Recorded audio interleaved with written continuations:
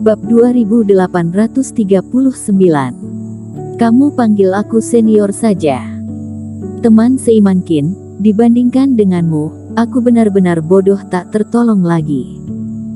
Melihat ekspresi Yonardi yang tidak stabil, wajahnya tercengang.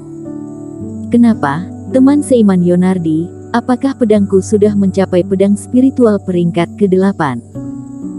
Erik Qin sedikit terkejut, tidak menyangka dirinya akan berhasil dalam sekali jalan.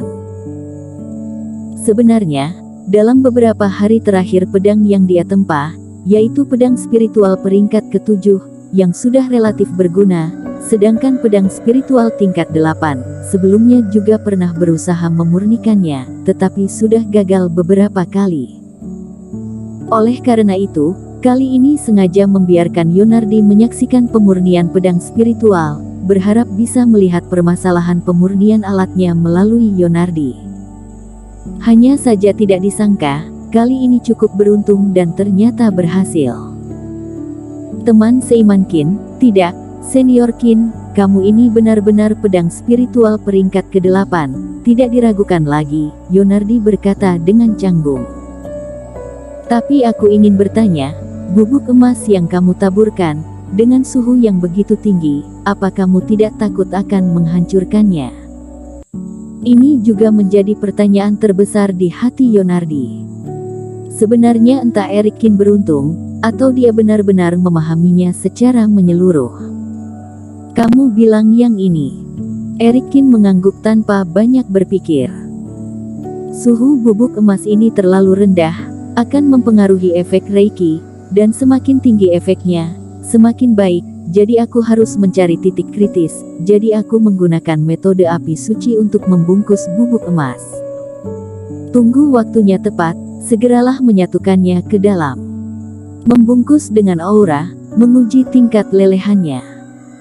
Yonardi tercengang, kenapa dia pernah berpikir, ada cara yang seperti itu. Tapi kalau dipikir dengan cermat, metode Erik Qin memang bisa diandalkan. Dari sudut pandang ini, kesuksesan Erik Qin sama sekali tidak bergantung pada keberuntungan, tetapi karena dia benar-benar menggerakkan pikirannya dan memiliki kemampuan.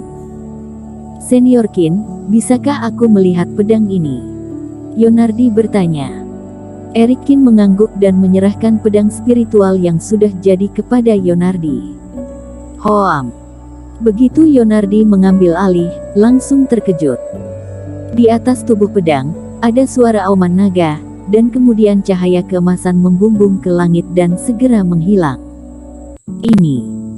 Oh, aku dengar senior Fu mengatakan sebelumnya, pedang adalah raja dari semua prajurit, dan aku pikir naga juga raja dari semua binatang, jadi aku memasukkan sedikit pemahamanku tentang naga ke dalam Reiki ini.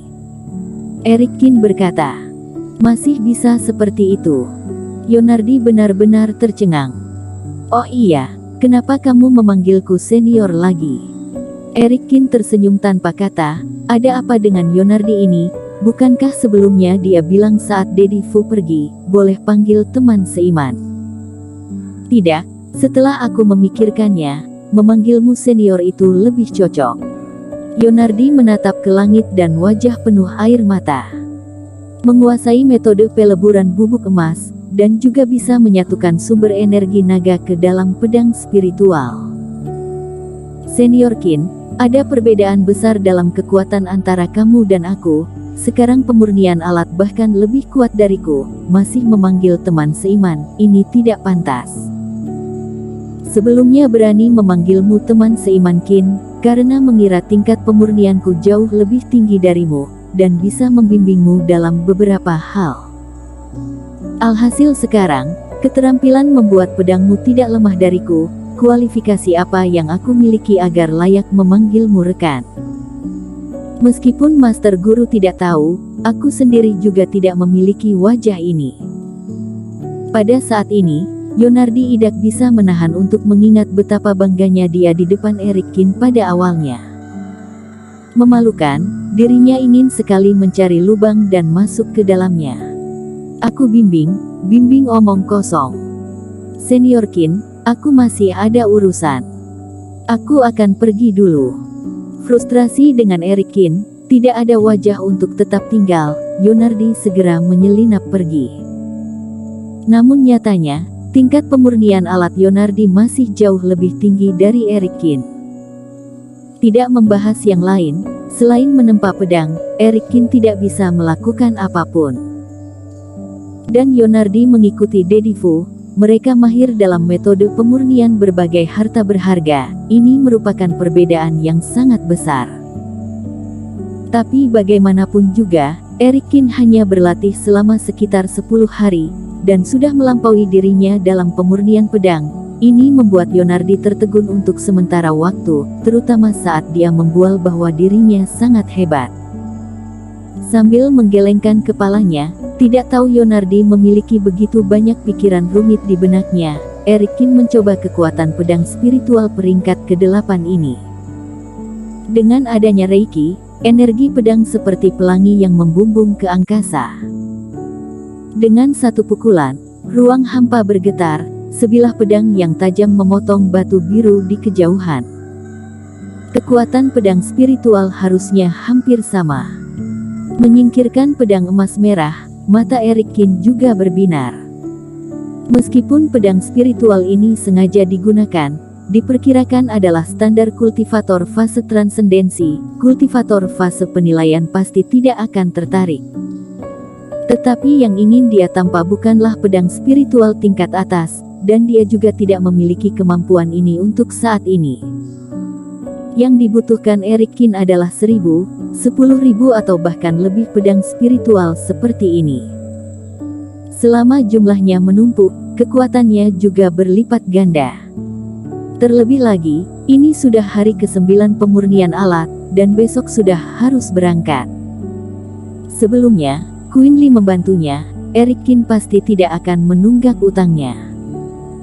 Selain itu, masih harus mencari pihak lawan, dan perlu untuk mengambil harta yang melindungi eksplorasi rahasia. Tetapi selama waktu ini, perasaan sedang diselidiki juga sudah menghilang. Tidak tahu apakah Sando Xiong takut, atau sedang menyusun rencana lain. Di waktu berikutnya, Eric Kin membuat beberapa pedang spiritual, dan langit berubah dari redup menjadi cerah kembali.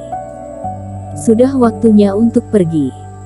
Pada saat ini, melangkah keluar dari tanah yang ditutupi oleh formasi dan melihat lembah di sekitarnya lagi, Eric Kin merasa seolah-olah dia telah meninggal.